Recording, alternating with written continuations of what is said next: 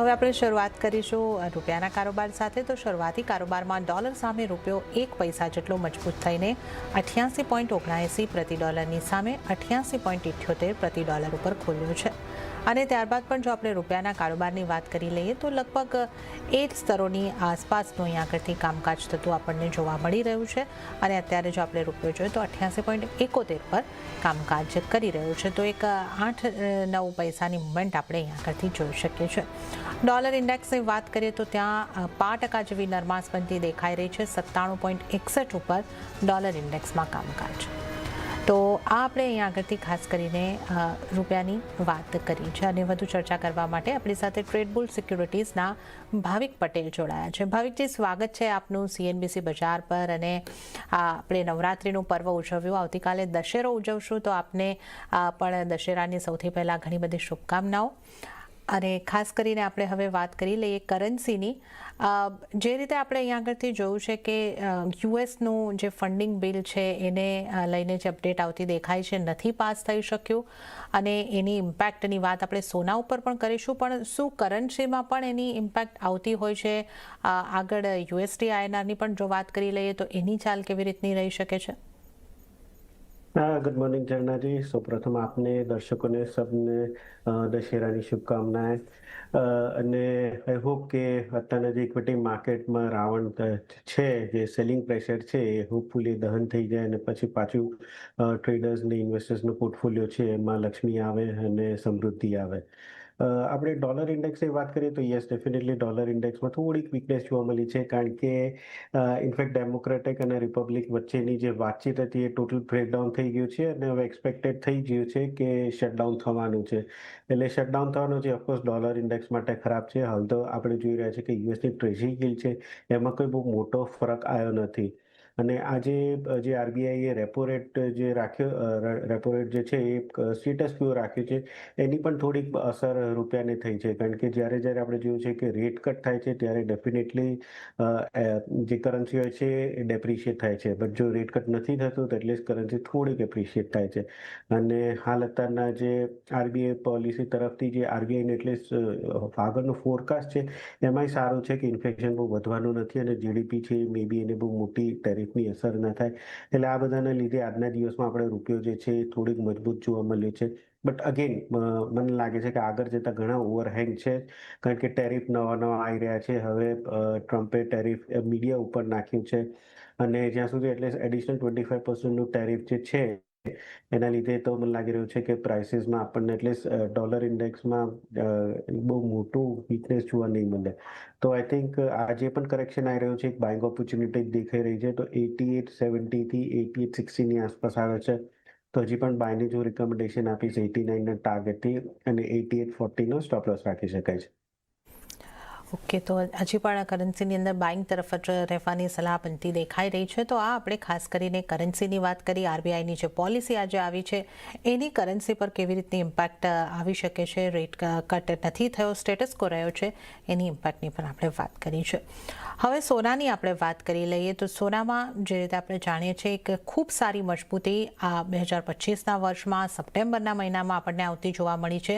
સપ્ટેમ્બરના મહિનામાં 11.5% જેવું સોનું મજબૂત થયું છે। ગઈકાલે એક ઉપલા સ્તરેથી થોડી વેચવાલી આવી હતી, પણ આજે ફરી એક વખત રિકવરી આવી છે। અને કોમેક્સ ઉપર આપણે જોઈએ તો 3,864ના સ્તર પર કામકાજ, અને સ્થાનિક બજારની જો આપણે વાત કરીએ 1,16,728 પર આપણે કારોબાર જોઈ શકીએ છીએ।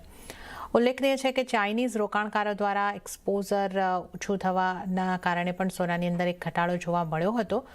જો કે આપણે જે અહીંયા આગળથી યુએસના જે બિલની વાત કરી એના ખબર આવ્યા બાદ, અપડેટ આવ્યા બાદ ફરી એક વખત સોનામાં ઉછાળો દેખાયો છે। ડોલર ઇન્ડેક્સમાં દબાણ આવ્યું, એની પણ કિંમતોની ઉપર અસર દેખાઈ રહી છે।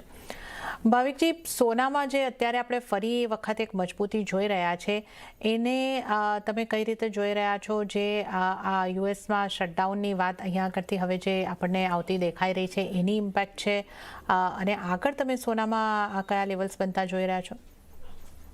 યસ, ગઈકાલે તમે જે કીધું કે આઈ થિંક આપણે જે ચાઇનીઝ માર્કેટ બંધ થવાનું છે હોલિડેના સિઝનને, એની પહેલા આપણે જોયું હતું કે ગોલ્ડ ને સિલ્વરમાં કરેક્શન થયું હતું. બટ અગેન જે મિડનાઇટનો ફંડિંગ ડેડલાઇન છે એ પાસ થઈ ચૂક્યું છે. કોંગ્રેસમાં વાતચીત થઈ નથી, એટલે એના લીધે ઇનફેક્ટ ફરીથી નિયરલી 7 years પછી ફરીથી ગવર્મેન્ટનું પાછું શટડાઉન થશે અને એની અસર આઈ થિંક મોટી થઈ શકે છે.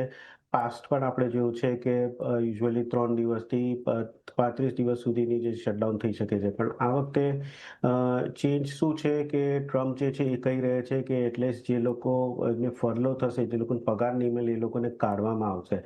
અને જો એવી રીતે કાઢવામાં આવશે કે ઇનફેક્ટ આપણે બ્લુમબર્ગના એસ્ટિમેટ પ્રમાણે પણ જોઈએ કે જો ઓગસ્ટ જો આ શટડાઉન જે છે એ 30 દિવસથી વધારે રહેશે તો અનએમ્પ્લોયમેન્ટ 4.3% જે ઓગસ્ટમાં, તો એ 4.6 થી 4.7% થઈ શકે છે. કારણ કે એ લોકો ટેમ્પરરીલી ભલે તમને પગાર નથી મળતો ને તો એ લોકો અનએમ્પ્લોયડ જ ગણે છે, તો એના લીધે અનએમ્પ્લોયમેન્ટ રેટ વધી શકે, જે અગેન ગોલ્ડ અને સિલ્વર માટે સારું છે.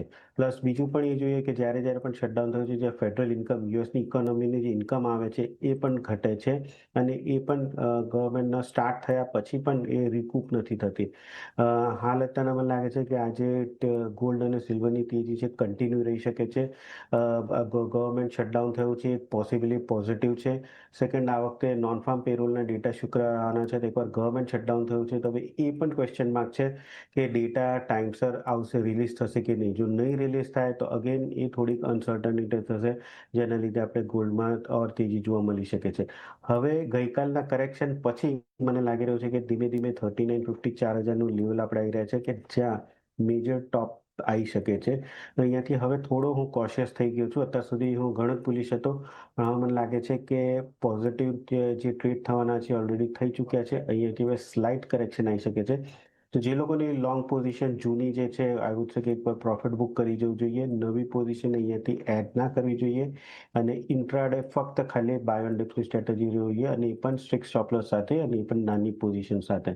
આજના દિવસમાં 1,16,600ની આસપાસ જો આવે છે તો બાય કરી શકાય છે 1,17,000ના ટાર્ગેટથી અને સ્ટોપ લોસ રાખી શકાય છે 1,16,300નો. અગેન મને લાગે છે કે હવે નજીક આવી રહ્યું છે કે જ્યાં આપણને ટૂંક સમયમાં ગોલ્ડમાં એક કરેક્શન જોવા મળી શકે છે. ઓકે, તો ગોલ્ડમાં અહીં આગળથી એક આપણને કરેક્શન દેખાઈ શકે છે. જો પોઝિશનલ વ્યૂ તમે ધરાવી રહ્યા છો, આગળથી પોઝિશન છે તો અત્યારે પ્રોફિટ બુક કરવાની સલાહ બની રહી છે અને માત્ર ઇન્ટ્રાડે માટે બાય એન્ડ ડિપ્સની સલાહ અહીં આગળથી તમારે માટે બની રહી છે. 1,16,600થી બાય કરો, 1,17,000ના ટાર્ગેટ, 1,16,300નો સ્ટોપ લોસ રાખો. ધ્યાન રાખો, આ ઇન્ટ્રાડે કોલ છે. સોનામાં એક કરેક્શન અહીંયા આગળથી આવતું દેખાઈ શકે છે. તો આપણે સોનાની અહીંયા આગળથી વાત કરી, હવે ચાંદીની પણ વાત કરી લઈએ. ચાંદીમાં પણ મજબૂતી સાથેનો કારોબાર રહેતા દેખાયો અને વૈશ્વિક બજારમાં ભાવ $46 ઉપર પહોંચ્યા. સ્થાનિક બજારમાં આશરે 1.25% જેટલી તેજી સાથે 1,43,600ની આસપાસનો કારોબાર જોવા મળી રહ્યો છે અને આપણે જો ઇન્ટરનેશનલ માર્કેટમાં કોમેક્સ ઉપર સિલ્વરની વાત કરીએ તો 47ની આસપાસ, 46.97 પર આપણે જોઈ રહ્યા છે. ભાવિકજી, ચાંદીમાં પણ ગઈકાલે મોટું કરેક્શન હતું અને ત્યારબાદ આજે એક રિકવરી પણ આપણે 1% જોઈ રહ્યા છે. તો ચાંદીને કઈ રીતે જોવી જોઈએ? ચાંદી પર આજે સોનાને લગતા પરિબળોની આપણે જે વાત કરી એની કેટલી અસર રહેશે? કઈ રીતે ચાંદીને તમે જોઈ રહ્યા છો? ચાંદીમાં પણ હવે ધીમે ધીમે દેખાઈ રહ્યું છે કોન્સોલિડેશન થાય છે ઉપરની સાઈડમાં, કારણ કે આપણે 3 દિવસથી જોયું છે કે જે હાઈ છે 1,44,500ની આસપાસનો, એ બ્રેક કરવો થોડોક મુશ્કેલ થઈ રહી છે. કોમેક્સની વાત કરીએ તો આઈ થિંક $47 જે છે, ભલે ટાર્ગેટ 40 ને 50નો છે, પણ ત્યાં પણ થોડુંક અત્યારના રેઝિસ્ટન્સ દેખાઈ રહ્યું છે.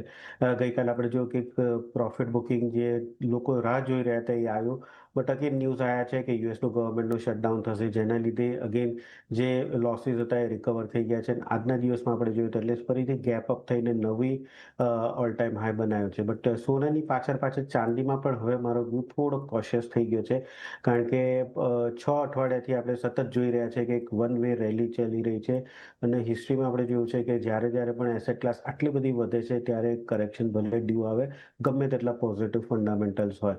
એટલે અહીંયાથી હું પણ થોડુંક કોશિયસ છું. ઓવરઓલ આપણે ગોલ્ડ સિલ્વરની રેશિયો પણ વાત કરીએ તો જે એપ્રિલમાં 105 હતું એ અત્યારના 81ની આસપાસ આવી ગયું છે અને છેલ્લા 2 વર્ષમાં જોઈએ તો 78 થી 90 વચ્ચે ટ્રેડ કર્યું છે. એટલે અહીંયાથી હવે સિલ્વરની આઉટ પરફોર્મન્સ ગોલ્ડની કમ્પેરિઝનમાં બહુ ઓછી રહી ગઈ છે. એટલે જો આગળ જતાં પણ જો તેજી થશે તો મને લાગે છે કે ગોલ્ડમાં વધારે થશે.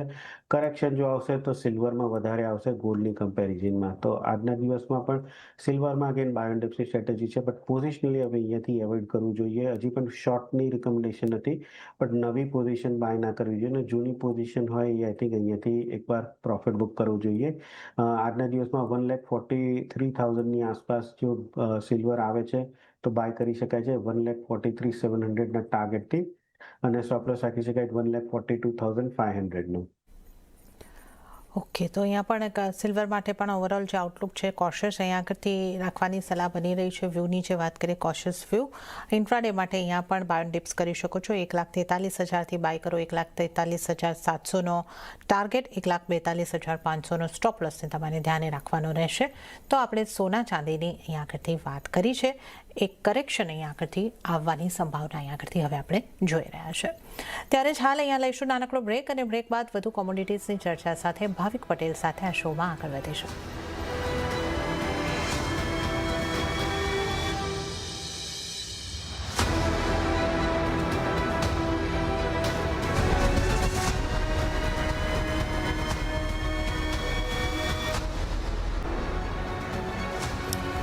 બ્રેક બાદ કોમોડિટી લાઈવમાં આપનું ફરી એક વખત સ્વાગત છે અને આજે આપણી સાથે ભાવિક પટેલ કોમોડિટીઝની ચર્ચા કરવા જોડાયેલા છે. મેટલ્સના કારોબાર પર નજર કરીશું. બેઝ મેટલ્સ તરફથી નાની રેન્જમાં કારોબાર રહ્યો, જ્યાં શરૂઆતી કારોબારમાં સ્થાનિક બજારમાં કિંમતો રેન્જમાં રહેતી દેખાઈ. વૈશ્વિક બજારમાં ડોલરમાં વેચવાલીની પોઝિટિવ અસર જોવા મળી છે.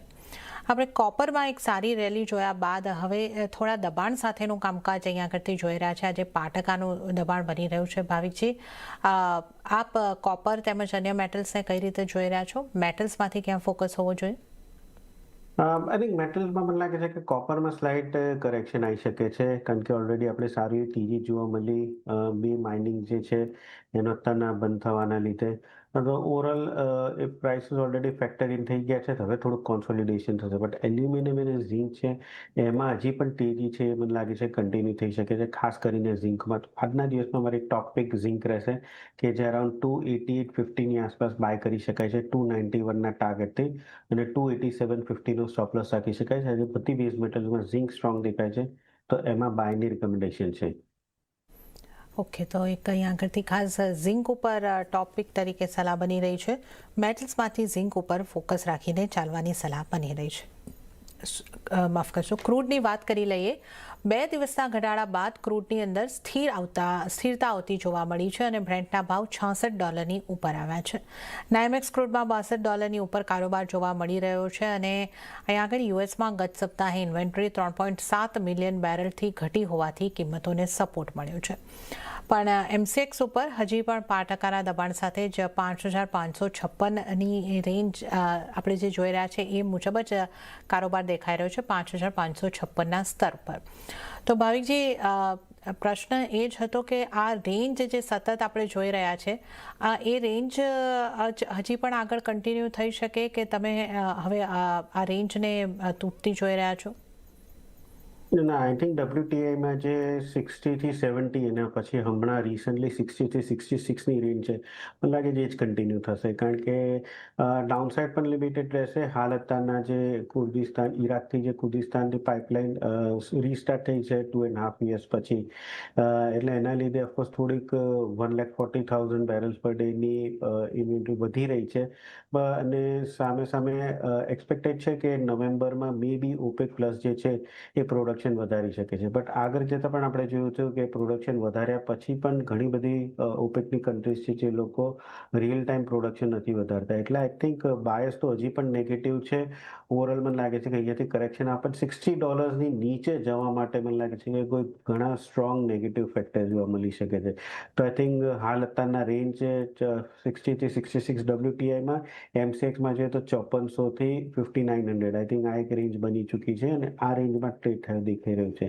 તો આજના દિવસમાં પણ થોડુંક ઉછાળ મળે છે 5600ની આસપાસ તો શોર્ટ કરી શકાય છે 5500ના ટાર્ગેટથી અને 5635નો સ્ટોપ લોસ રાખી શકાય છે. ઓકે, તો શોર્ટ તરફ ઉછાળે વેચવાની સલાહ અહીં આગળથી બની રહી છે. 5500નો ટાર્ગેટ અહીં આગળથી ક્રૂડમાં જોવા મળી શકે છે. 5635નો સ્ટોપ લોસ તમારે ધ્યાને રાખવાનો રહેશે. તો ક્રૂડમાં વેચીને ચાલો. નેચરલ ગેસની વાત કરી લઈએ તો શરૂઆતી કારોબારમાં સ્થાનિક બજારમાં નેચરલ ગેસની કિંમતો પોઝિટિવિટી સાથે મામૂલી તેજી સાથે 296ના સ્તરની આસપાસ 298 સુધી આપણને હવે પહોંચતી જોવા મળી રહી છે.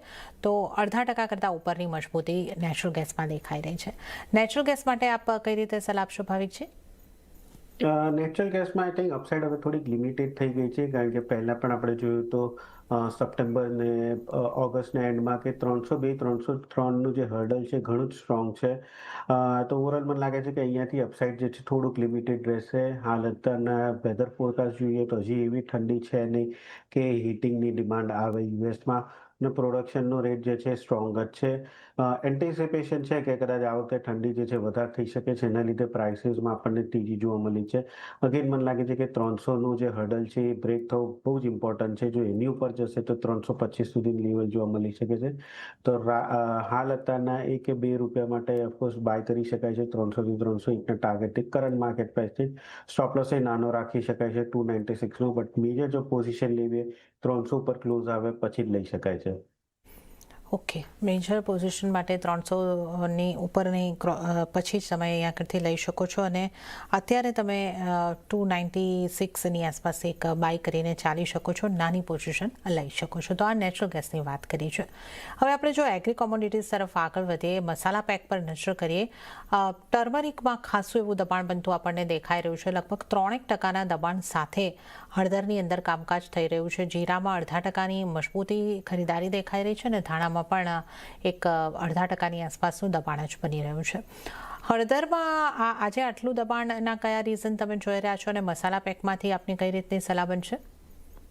આઈ થિંક જે આ વખતે રેન્જ જે એક્સટેન્ડ થયો છે એના લીધે એક્સપેક્ટેડ હતું કે હળદરનો જે પાક છે થોડોક ઘટી શકે છે, બટ હવે રેન્જ બંધ થઈ ગયા છે અને આ વખતેનું જે સોઈંગ છે ઘણું જ સ્ટ્રોંગ છે. એટલે હવે દેખાઈ રહ્યું છે કે અગેન એક્સપેક્ટેશન કરતાં વધારે પાક આવી શકે છે, જેના લીધે આપણે જોઈ રહ્યા છીએ કે હળદરમાં જે પ્રાઇસીસ જે છે કરેક્ટ થઈ રહી છે. અગેન અહીંયાથી મને લાગે છે કે તેજી જે છે એ બહુ લિમિટેડ રહેશે કારણ કે ફંડામેન્ટલ્સ ઘણા જ નેગેટિવ દેખાઈ રહ્યા છે. But risk reward ratio again favourable નથી. ઓલરેડી આપણે સારું કરેક્શન જોવા મળી ચૂક્યું છે. તો 11,800ની આસપાસ આવે છે તો એકવાર રિસ્કી ટ્રેડર્સ જે છે એ થોડાક બાય કરી શકે છે. 12,200ના ટાર્ગેટથી 11,600નો સ્ટોપ લોસ રાખી શકાય છે. અને જો પોઝિશનલી કોઈને ટ્રેડ લેવો તો આવું છે કે વેઇટ એન્ડ વોચ, કારણ કે હજી પણ બોટમ બન્યું નથી. એકવાર બોટમ બને પછી લોંગની રિકમેન્ડેશન આવી શકાય છે. એટલે ખાલી રિસ્કી ટ્રેડર્સ માટે જ ઇન્ટ્રાડે સલાહ છે બાય માટેની. ઓકે, જો રિસ્કી ટ્રેડર છે તો જ તમે ઇન્ટ્રાડે માટે બાય કરો. પોઝિશનલ માટે હજી ઘટાડાની રાહ જુઓ. તો હળદરમાં ઇન્ટ્રાડે માટે 12,200ના ટાર્ગેટ માટે બાય કરીને ચાલી શકો છો. અને ત્યારે જ ભાવિકજી, આપનો આભાર અમારી સાથે જોડાવા બદલ અને તમામ કોમોડિટીઝ અંગે ચર્ચા કરવા બદલ. અને આ સાથે જ કોમોડિટી લાઈવમાં હાલ પૂરતું આટલું જ. હાલ મને પણ આપશો રજા. આપ CNBC બજાર સાથે જોડાયેલા રહો. આગળ મારા સહયોગી પ્રીતિ દલાલ આપને માટે લઈને આવશે બજાર હેલ્પલાઇન. નમસ્કાર.